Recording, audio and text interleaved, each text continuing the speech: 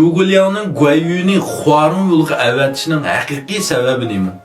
Buning keyinga zot qanday bir o'yin yushirilgan? Qissa haqida bayon. Bu qissaga qarasak, Cao Cao bilan Sun Liu ittifoqi o'rtasidagi eng mashhur bir jang Chibi urushi, shundaymi? Bu Chibi urushida Guanyuning mardligi chiqadigan nihoyatda mashhur bir hikoya bor. Ya'ni Huarun yo'liga Cao Cao yengilib bir 27 lashkar bilan kelgan vaqtda Guanyu Huarun yo'li buni tutib olib, mardlik bilan qo'yib beribdi. Bu hozirgacha tillarda daston bo'lib kelyapti. Asarga qarasak, Zhuge Liang bu Guanyuning Huarun yo'liga avatadigan vaqtda qasddan o'yin o'ynaydi. U boshqa Pitkul, Zhang Fei, Zilong, u bularning hammasiga jang qilish tadbirini tuzib berib, bularni avatib bo'lgandan keyin Guanyu eshib qoldi. Guanyu turib, mushavir, manchu, sizlar uyda aramaslar Guansanning ishlari yo'q. Bir do'yin shu qilib o'ltasladi, turib atchirgildi.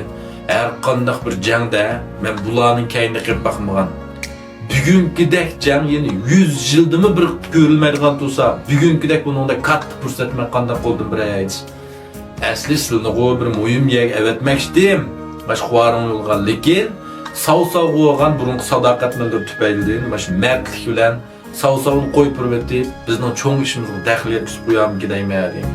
Gumonxo'r kellar mushavir. Men ayni vaqtda Beymalik muasirni bosib, Yalyan Vinchullarni o'ldirib, Cao Cao'ga javob qaytarib bo'lgan.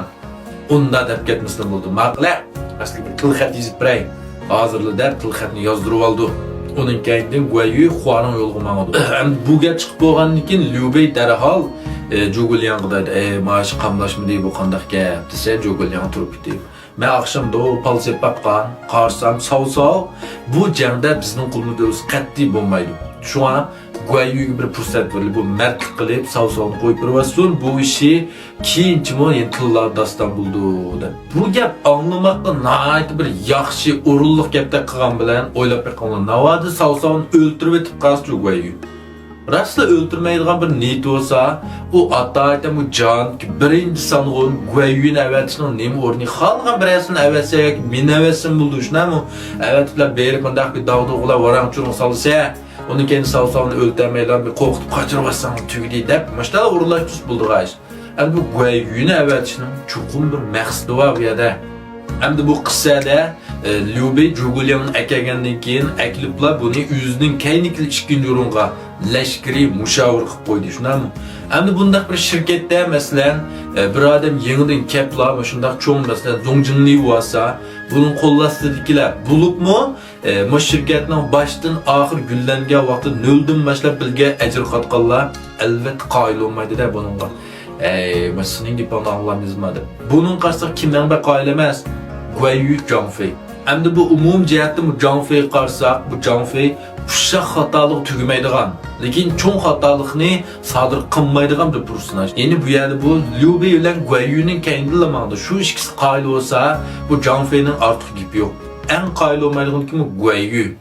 Guanyu deydi, sen kim o ko'ngmingga? Men degan 18 taraf qo'shni qaytilgan vaqtdan boshlab, shu vaqtning o'zidimi Wenju Jiang Huashong, Mei so'g'chi Huashongni qatl qilgan. 5 o'tgandan o'tkicha 6 sonlig'ini o'ldirgan, Beymadagi muasirni bosib o'tib, Yalyan Vinchullarni o'ldirgan. Jon birinchi sonlig'ingo bu hozir. Endi hozirgi gap bilan aytsak, tinsiz eng ko'p, eng cho'ng Wang Hong bu degan. Shundaymi? Unda qo'ygankin Guanyu bu ko'ngilni yaratmaydi-ku, sen kimmi, men kimmi bilib o'tamsa deb. Albatta lekin bu yerdami, bu ikkisining o'rtasidagi bu ziddiyatni Liu Bei bilmay qolamda biladi. Shunda bu yerda bu Liu Beimi o'yildi, ha, ko'ngling. Dimsin to'g'ri, men seni ota-otan aklib mash lashkari mushavir qilsam, senga yotgan ejro deb laqab qo'yib olgan jonki birinchi mushavir turib, mash Guanyu'ni boshqarib o'zingning yo'riqni mang'uzamsan, qoyil qilsamsan, keyin qanday cho'ng ishlarni qildi. Mayli, nima qilsam qilay, mash Guanyu'ni o'zing boshqaradigan qilsam bo'ldi. Lekin buni hayot bilan o'ynashma. Endi shuning bilan bu yerda Zhuge Liang Huarun yo'li voqeasini bu o'yinni planlab chiqdi.